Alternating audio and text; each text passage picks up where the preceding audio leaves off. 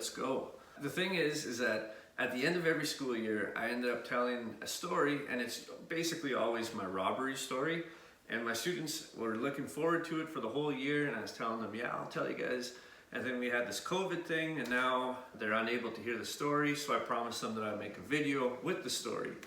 Let's see how this all goes, okay? I have many different stories. They're all leveled in different appropriateness, and they're also leveled in different lengths. All right, so here's the story. I got robbed twice. I worked at Shoppers Drug Mart right out of high school when I moved into the city, which is Regina. I got a job at Shoppers Drug Mart as a clerk. I used to work 4 till 12. That was basically my shift. So I was basically the afternoon to night shift guy. And the thing about it is that you'd see all kinds of interesting characters come in. I used to work at the Shoppers Drug Mart on Broad and 14th.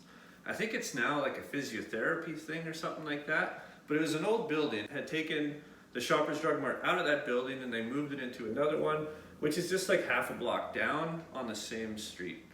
But it's just a different location and it's a newer building. But I worked in the older building. Let's move forwards from there. It's really close to the hospital. There were just all kinds of just very interesting characters. Then I'd have lots of normal people come in. But there'd be so many people that would come through to buy things that you would just completely blank on them.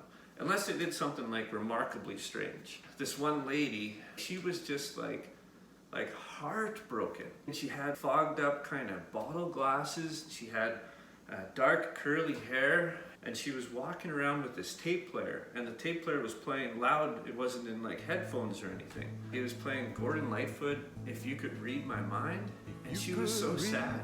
I don't think I'll ever see someone that was sadder than that. But lots of interesting people came in. And the fact is that I would just basically not even know who was coming in because so many people would come through, and you just kind of zone out of it.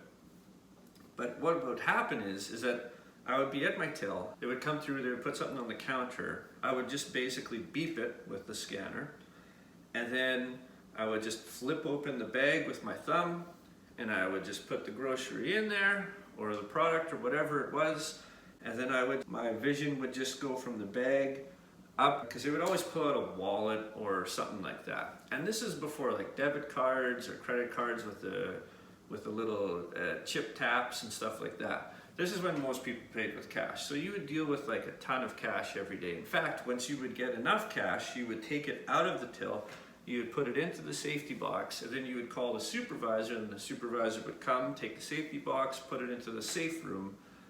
That's going to be a part of the second story of the robberies. What happened though, was it was about like 11 o'clock at night, and it was just like a normal night. And there's no one really in the store. And then this guy comes in, and I'm not paying attention.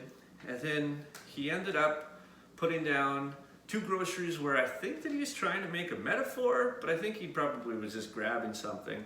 But what he put down on the counter was a loaf of bread and just a bottle of water. You know, that whole steal bread to feed my family kind of thing. But anyways, he put those 2 things down. I'm not even paying attention really. I ended up scanning both of them, flipping them open, putting them into the bag. And then when my vision was moving forwards to see how he was paying, all of a sudden he was wearing a long coat, and then he pulled a gun out of it.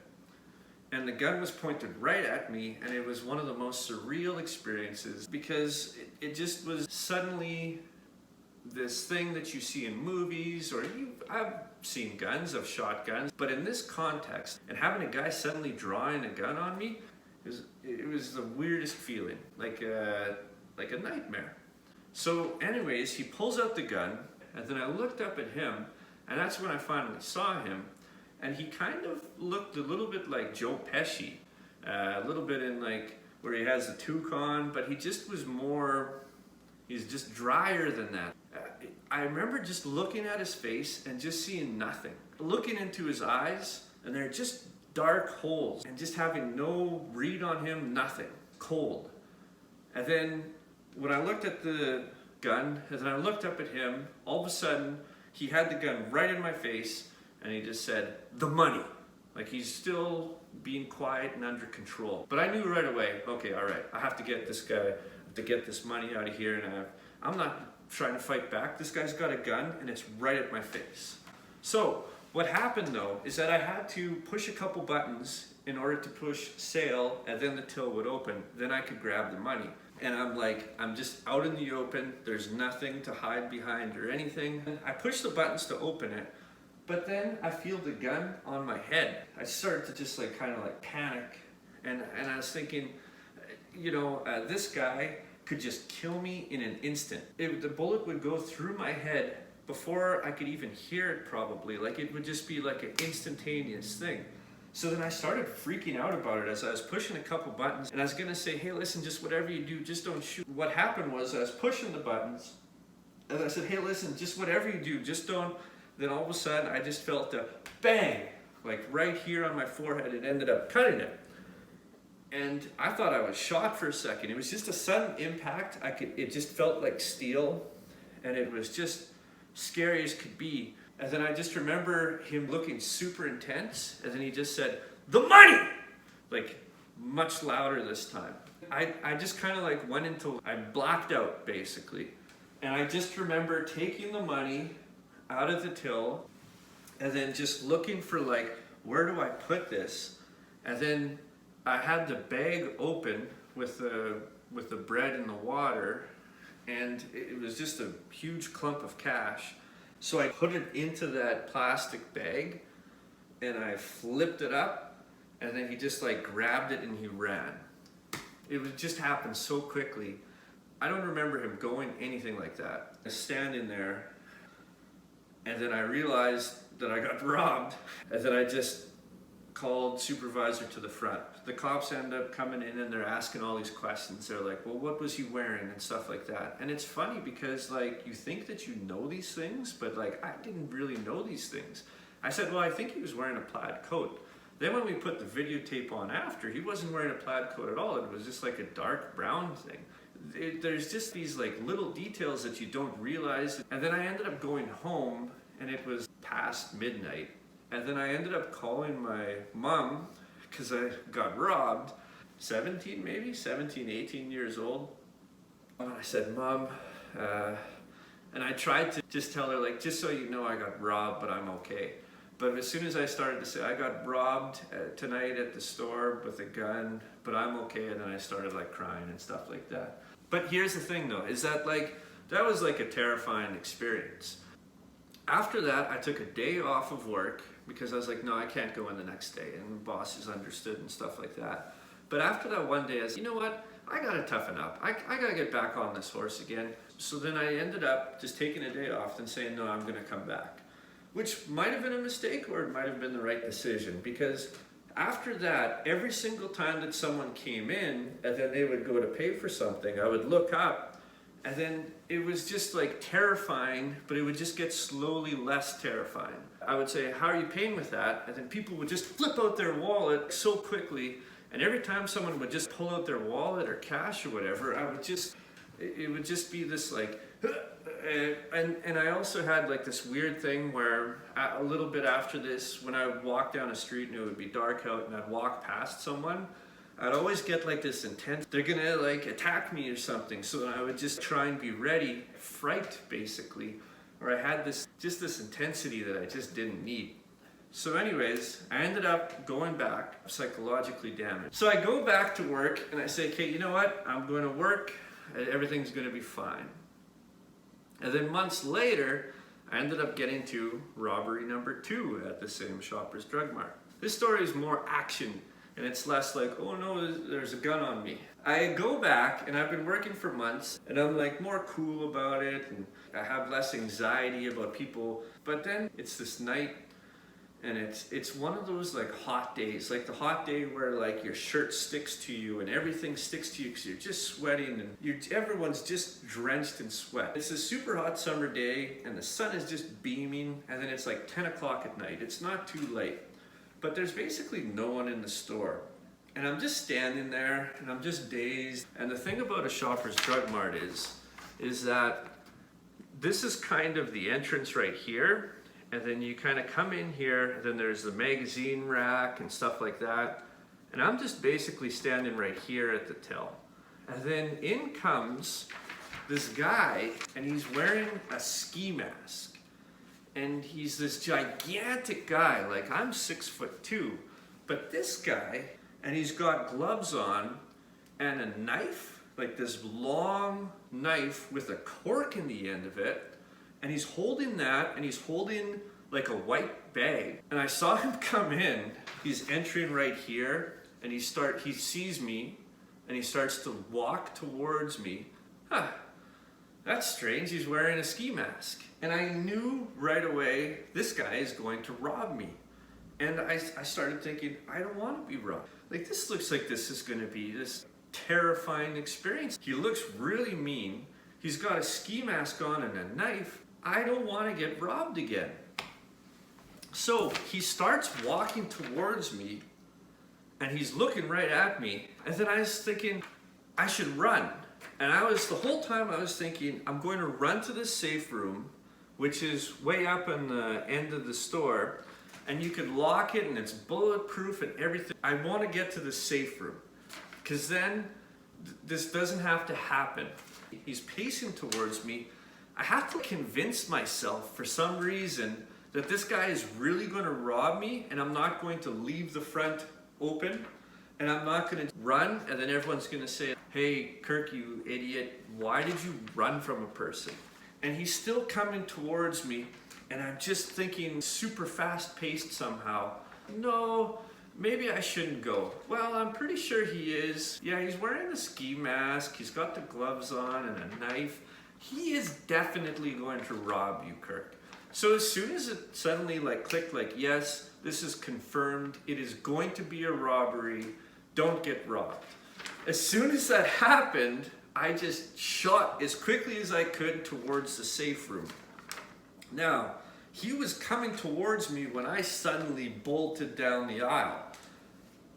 I had no idea if he was behind me or not. It was a very intense moment, because not only was this going to be bad, but by me running and him chasing me, if he catches me, this is going to be extra bad, because this is such a gigantic guy with a weapon. So what happened when I watched the video after, but I had no idea. I just knew that I was running and I was not looking back. I started running down the aisle, and he started to actually chase me down the aisle.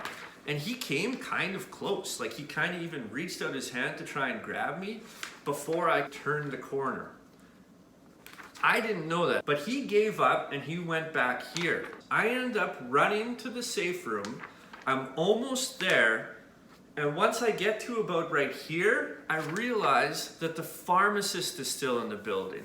And the pharmacist was like a really cool guy. His name was George, and he kind of looked like Stephen Colbert. And he's just there, and he's looking at me, and he sees my intensity, because the thing is that I knew that this guy, I had blind spots. I was looking at George, and I knew that this guy could just come from any of these aisles and suddenly grab me and haul me back to open up the till or something like that. What happened was, I saw George right here. I know this guy's gonna come at any moment, because I don't know what he's doing. I know that he's after me. I know that he's trying to rob the store. So I'm right here, George is right here, and George is like, what are you doing, Kirk? You're leaving the front wide open. Because it was just me and him. And the thing is that our supervisor, or my supervisor named Scott, was in the safe room right here, and he was counting money because someone had just cashed out for the night. And Scott was also a bodybuilder. He wasn't as big as this guy, and he was going bald, but he was a big guy. And I thought, well, I could get to the safe room, it's all gonna be okay. But George is yelling, what are you doing? You're leaving the front open. And then I tried to talk to George, the pharmacist, but I am so amped up, I'm so worried about where this guy could be coming from, that I can't even talk. I'm like Lassie the dog in those old episodes of Lassie, where the dog goes burp, burp, burp, and they say, what is that, Lassie? Someone stuck in the well? I could not even put together words. I was so amped up about this whole thing. So then I was like, and he's, what are you talking about, Kirk? Like, what are you saying? I was like, and I can't put together words. It's so intense. And then suddenly George is like, "You're leaving the front open." And then there's this little kind of saloon thing that you go through as the pharmacist. I was standing right here trying to get to the safe room. I was like 3 steps away from the safe room. And then George suddenly just takes off. And I was thinking, crap, this is no good. Now George is running up here. Who knows where this robber is? What is going to happen here? And then I thought, okay, I'm just kicking that door open and getting Scott. And I kick open the door, and Scott is just sitting there, and I still can't talk because I'm still too amped up. I open up the door, Scott looks at me, and then all of a sudden I saw they had these like cameras on like the front till, and I looked at the camera, and behind the camera you could see this guy in this gigantic mask and in this tank top, and he is just going like this on the till. And then I just said, "Look!" at the video screen, and then Scott saw it, and then suddenly he charged to the front, and then I charged to the front too. Once we got there, there was nothing. But what we saw though was we saw George, and his glasses were kind of like this, and he was putting them on. He said, "What happened?" And it turns out what happened was that I found out afterwards. The guy ended up running back, the till was bolted down, and he ended up ripping it off of the counter. He ripped the till open. But while he's doing this, he's crashing and banging and stuff like that. And George, when he ran up and he hears all this sound, but he doesn't know where it's coming from. He doesn't expect someone to be behind the till. So he's looking around at where is this happening. Then this guy rips open the till, he puts it under his arm like a football, and then he goes to leave, and George is standing a bit in the way, and then he just like shoved George into the sunglasses rack. And then he just ended up taking off. And then we got up there, and then George had and he's like, "Ooh, what was that?" He got pushed over out of nowhere. So then the police came, and then we watched the video, and we're like, "Oh my gosh, that was crazy." And I was, you know what? I'm not working any more night shifts. I'm done with this place. What happened though was that the police ended up searching the area to try and find this guy. Finding in one of the areas like the knife that he had, and the knife had this big cork on it. And man, that knife was scary. So I'm happy that I was able to not deal with that gigantic knife. Although I will always feel bad towards George that he ended up running to the front. Like the weirdest thing after you get robbed and then the guy gets away is you think, "Oh no, this person's gonna finish me off somehow." So you're just like weirdly paranoid, or I was weirdly paranoid. But then like a week later, the cops ended up calling. They said, "Hey, we think we found the guy that robbed you. Would you mind coming in to identify him in a lineup?" Well, sure, okay. I guess so. So then I hung up the phone. But then shortly after, I heard that they ended up, once they heard that, they got the guy to confess. They knew who it was right away because the guy's size was just insane. And he had a rap sheet, and they just were like, "Yeah, this is definitely the guy."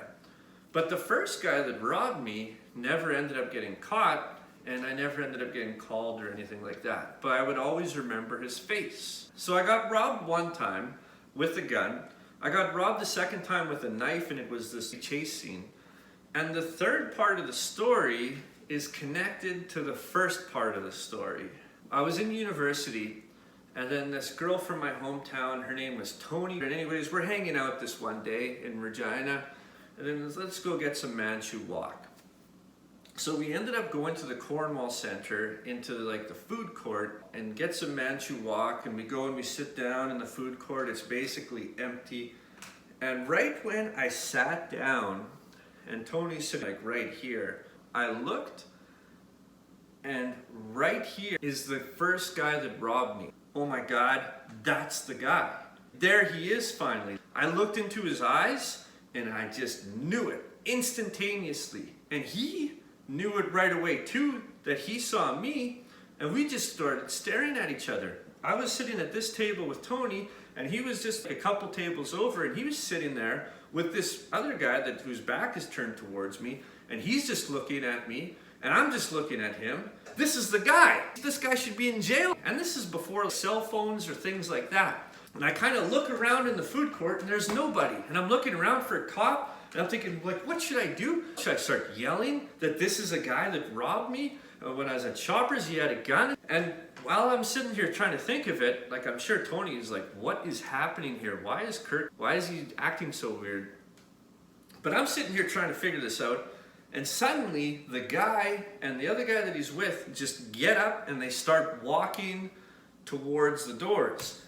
And they are in mid-meal, like they just get up and go, which means that he knew that I knew, and he's just trying to get out of that area. So I'm trying to figure out what to do. They start walking away, so then I ended up walking behind them, and I'm trying to follow them. So we're walking through the food court, and I just left. I don't know what Tony's up to. I'm just following this guy, and I'm thinking, okay, you know what I'll do? I'll figure out what vehicle he drives. I'll figure out what the license plate is, and then I'll like call that into the cops and say, this is the guy. He ends up with his buddy going to the Parkade that's in between. There was like HMV, I think it's something else now. I think there's like a Bath and Body Works. It's just kind of across from the food court. But they end up going into that Parkade. And I'm thinking, oh, excellent, I could like get the license plate. They go through these doors that just swing open, then the doors swing closed. I was just like excited to get the license plate, but I go behind them, and as soon as I open those doors, and the doors close behind me, it's dark, and I realize, oh no, it's just me here, and these two guys, and they could be hiding behind any of these vehicles. So what I did was I just got back to the food court. That was the stupidest thing ever. And then I ended up just like sitting down, and I don't even remember if I told Tony what the deal was. I don't remember if I don't think I even called the cops or anything, so I was like, well, I didn't get any new information. It was the same guy. And the cops probably deal with robberies or whatever. They don't know who it is. There's all these different cases. He got away. And that's basically the end of the story.